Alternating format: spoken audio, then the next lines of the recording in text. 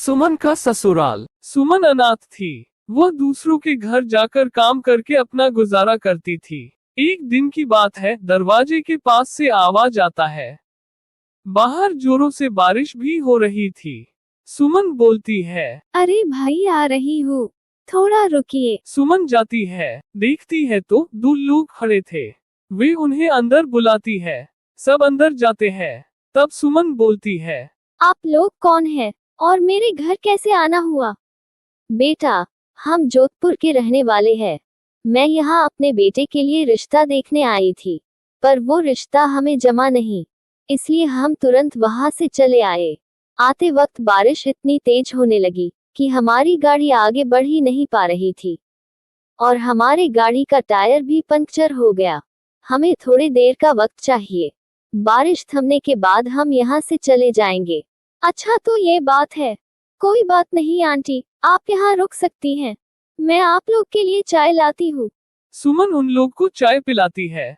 तब सूरज की माँ सुमन से पूछती है कि बेटा, और कौन कौन है घर में? तुम्हारे माता पिता कहाँ है? नहीं आंटी, मेरे माता पिता इस दुनिया में नहीं है। मैं छोटी थी तभी उन लोग का देहांत हो गया।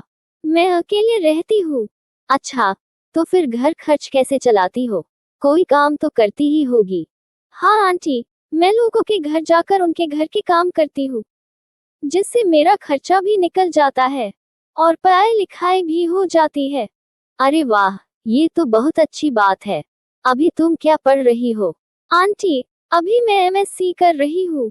अरे वाह, मुझे ये जान के बेहद खुशी हुई कि तुम खुद काम करके अपनी पढ़ाई पूरी कर रही हो। मेरा बेटा सूरज भी प्रोफेसर है। अरे वाह आंटी, ये तो बहुत अच्छी बात है। इन्हीं सब बातों में टाइम निकल जाता है और बारिश भी थम जाती है। तब सूरज की माँ सुमन से बोलती है कि बेटा सुमन, अब हमें चलना चाहिए। बहुत अच्छा लगा तुमसे बात करके। फिर मिलते हैं। इतना कह के सूरज और उसकी माँ चले जाते हैं। घर जाकर सूरज देखता है कि माँ बहुत चुपचाप बैठी है। वो माँ से पूछता है कि माँ, आखिर क्या बात है? मैं देख रहा हूँ जब से आप सुमन के घर से आई है, पता नहीं किस सोच में डूबी है। बात क्या है माँ, मुझे बताइए। बेटा, मुझे सुमन पसंद आ गई है। बड़ी ही समझदार लड़की है और बहुत काबिल भी। उसके हमारे घर में आने से रौनक और बढ़ जाएगी। पढ़ी लिखी भी है। तुम दोनों की जोड़ी बहुत अच्छी लगेगी। तुम्हारी क्या राय है सूरज? पर माँ, ना ही हमें उसके खानदान का अता पता है और ना ही हम उसे जानते हैं, और वो लोगों के घर काम भी करती है। अगर कोई पूछेगा कि बहू कहाँ की है, घरवाले कैसे है, तो हम क्या जवाब देंगे? बेटा, ये सोच बिल्कुल गलत है। कोई भी काम छोटा बड़ा नहीं होता और हमें तुम्हारी शादी सुमन से करानी है, ना कि उसके खानदान से। भगवान ने तो बस हमें इंसान बनाया है, बाकी ये जात पात, धर्म, ऊंच नीच तो इस समाज ने बनाया है। और तुम्हें ये दिख गया कि लड़की नौकरानी का काम करती है, पर तुम्हें ये नहीं दिखा कि वो कितनी पढ़ी लिखी और काबिल है। आगे चल के हो सकता है वो भी नौकरी करे। मैंने तो सोच लिया है, कल ही जाके उससे इस बारे में बात करूंगी। आप बिल्कुल सही कह रही है माँ। चलिए, मैं भी आपके साथ सुमन से बात करने चलूंगा। अगले दिन दोनों लोग सुमन के घर जाते हैं और आवाज लगाते हैं। सुमन आती है और बोलती है कि अरे आंटी, आप लोग आइए आइए, अचानक आना हुआ, कोई बात है क्या? तीनों घर के अंदर जाते हैं। तब सूरज की माँ बोलती है कि बेटा सुमन, हमें तुमसे जरूरी बात करनी थी। हाँ आंटी, बोलिए क्या बात है? मैं यहाँ अपने सूरज का रिश्ता लेके आई हूँ। तुम हम दोनों को बहुत पसंद हो। तुम चिंता मत करना कि शादी के बाद तुम पढ़ नहीं पाओगी। हम चाहते हैं कि तुम आगे की पढ़ाई हमारी बहू बन के करो। हमारे लिए ये तो बहुत गर्व की बात होगी कि हमारी बहू आगे बढ़े, अपने पैरों पे खड़ी हो जाए। लेकिन कोई दबाव नहीं है बेटा। अगर तुम नहीं चाहती तो कोई बात नहीं। आंटी, बुरा मत मानिएगा, पर मुझे थोड़ा सोचने का टाइम दीजिए। मेरे माता पिता भी नहीं है, इसलिए मुझे सोच समझकर फैसला लेना होगा। मैं आपको अगले सोमवार को बताती हूँ। सुमन शादी के लिए हाँ बोल देती है और फिर सूरज और सुमन की शादी हो जाती है। सब घर में खुशी खुशी रहने लगते हैं। उन लोगों ने कम ही लोगों में शादी निपटा दी थी। एक दिन पड़ोस की सरला आंटी आती है। अरे भाई सूरज, सुना है तुमने शादी कर ली। भाई थोड़ा बहू के दर्शन हमें भी तो कराओ। आखिर देखिए तो जीजी ने कैसी बहू चुनी है अपने सूरज के लिए। जी आंटी आप बैठे, मैं अभी अपनी पत्नी सुमन को बुलाता हूँ। सूरज और उसकी माँ सुमन को सरला आंटी से मिलवाने लेके जाते हैं। सरला आंटी सुमन को देखते ही बोलती है, आए हाय, अरे ओ जीजी, कहाँ से ढूंढ के लाई हो इतनी प्यारी बहू। बड़ी ही प्यारी है। तुम्हारा मायका कहाँ है बेटी, और तुम्हारे पिता का क्या कारोबार है?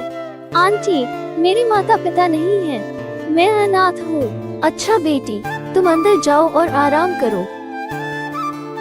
अरे जीजी, जब इसके माता पिता इस दुनिया में नहीं है, तो आपको सुमन के बारे में कैसे पता चला? और क्या आपको इसके खानदान के बारे में पता है?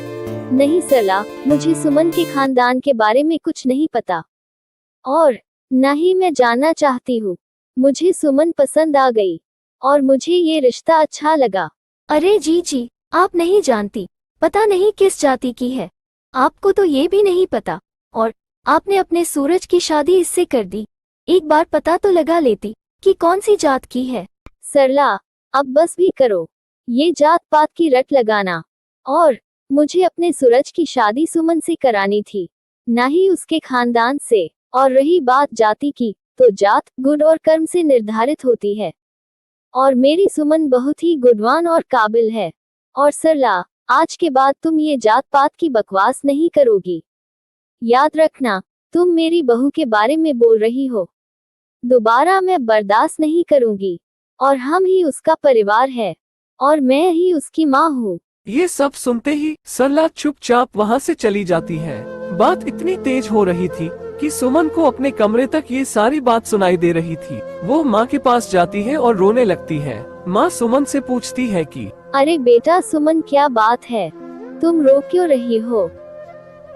माँ, मेरी वजह से आपको कितना कुछ सुनना पड़ रहा है। मुझे बिल्कुल भी अच्छा नहीं लग रहा।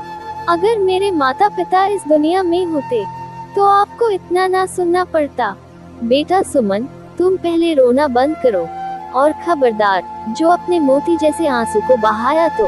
और रोए मेरे दुश्मन, तुम क्यों रो रही हो? और किसने कहा तुम्हारे माता पिता नहीं है? हम हैं तुम्हारा परिवार, और जब तक हम हैं तुम्हें कोई कुछ नहीं बोलेगा। ये सुन के सुमन को बहुत अच्छा लगा, पर सरला चुप बैठने वालों में से नहीं थी। वो हर घर में बताने लगी कि कैसी लड़की से सूरज की शादी हुई है। देखते देखते पूरा गांव ये सारी बात जान गया। एक दिन की बात है, सुमन कुछ सामान लेने के लिए बाजार गई, तो देखा तो सब उसे देखकर आपस में खुशफुस कर रहे थे। माँ के हिम्मत देने की वजह से वो उन लोग के पास जाती है और बोलती है, अंकल आंटी, आखिर क्या बात है? मैं तब से देख रही हूँ, आप तुझे सब नहीं मुझे पता देखकर कि हम पता क्या नहीं बात क्या कर बात रहे कर हैं। रहे हैं। मुझे तो ये समझ नहीं आता कि पता नहीं सूरज की माँ को इसके अंदर क्या दिख गया, जो इसे बहू बना लिया। पता नहीं कैसे फंसाया होगा इतने अच्छे परिवार को, ना जात का अता पता और ना ही खानदान का, और इन महारानी के माता पिता भी नहीं। भगवान ही जाने किस जात की है तू। इतना कह के वे लोग वहां से चले गए। उन लोगों की बात सुमन को बहुत बुरी लगी, उससे आंसू रुक नहीं रहे थे। कैसे भी करके वो घर पहुंची, जाके माँ के सामने रोने लगी और बोली, माँ, आखिर मैंने इन लोगों का क्या बिगाड़ा है? अब इसमें मेरी क्या गलती की? मेरे माता पिता नहीं है, और मैं खुद थोड़ी न अपनी जात को चुनकर पैदा हुई हूँ। जैसी किस्मत और नसीब थी वैसी जगह पैदा हुई। और माँ, अब मैं यहाँ नहीं रहना चाहती। मेरी वजह से आपको भी कितना कुछ सुनना पड़ रहा है, और शायद मेरी किस्मत में आपके परिवार का हिस्सा बनकर रहना नहीं लिखा। अच्छा, तो ये बात है। तुम रुको सुमन, आज तो ये बात खत्म करके ही रहूंगी। पड़ोस में एक रामू रहता है। सूरज की माँ उससे सारे गांव को इकट्ठा होने को बोलती है। सारा गांव इकट्ठा होता है, और तब सूरज की माँ जाती है और बोलती है, देखिए, मैं आप सबको बहुत समझा चुकी हूँ, पर आप लोग की बुद्धि भ्रष्ट हो चुकी है। मैं आप लोग को बार बार समझा रही हूँ, ये जात पात के नाम पे भेदभाव करना बंद कर दीजिए। और आज के बाद मेरी बहू सुमन से या उसके बारे में कोई इस बारे में बात नहीं करेगा। याद रहे, सुमन मेरी बहू है। आपका इस तरह का व्यवहार किसी के भी हृदय को ठेस पहुंचाता है। ये सिर्फ मेरी बहू या फिर आप लोग की सोच की बात नहीं है। ना जाने और कहां कहां लोग इस सोच को लेके ढो रहे हैं। समय अब बदल चुका है और हमारे लिए अच्छा यही होगा कि हम समय के साथ चले। सबको सारी बात तो समझ नहीं आती, पर हाँ उन्हें इतना एहसास हो गया था कि उनका सुमन के प्रति व्यवहार अनुचित था। वे सब सुमन से माफी मांगते हैं। अब सुमन अपने ससुराल में खुशी खुशी रहने लगती है। हमें समय के साथ बदलना सीखना होगा और ये जात पात ऊंच नीच के भेदभाव को बंद करना होगा।